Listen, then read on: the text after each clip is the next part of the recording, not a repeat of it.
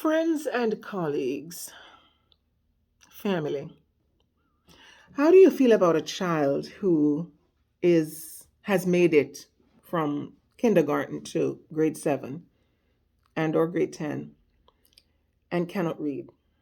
How do you feel about a child who sat in a school, different classes, moved on from one grade to the next, and now they're being transitioned to the next grade, almost ready for graduation and cannot read?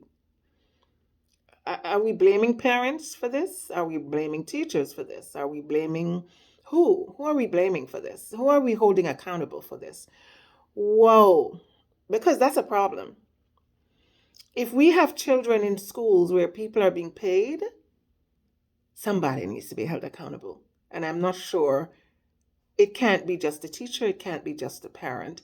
But I do believe that if there are federal funds going into buildings to educate children, someone should be held accountable if a child is in 8th grade, 7th grade, 10th grade, graduate or trying to graduate in 12th grade and cannot read one sentence from a kindergarten book. That's a problem. And we must stop talking around in circles, because it's not just the parents and it's not just the teachers. It's a collective group of people that are responsible for proper, honest education. And mothers, fathers, even if you're illiterate, you have a responsibility to send your child to places to check on what's happening with your kid, because you know what? Take some pride in your kid doing better than you did. It's okay.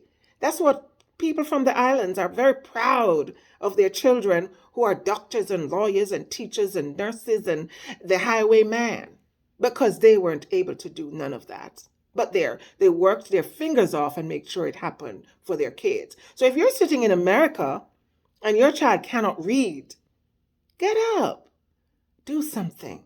It is not just the teacher's fault, nor is it just your fault, parent. It's not. It's a collection of people that's responsible for just closing their eyes and keeping it moving. And we should ask the question, who is to be held accountable for this? It's not just one person. The child is suffering. Let's fix it. Alrighty, thanks.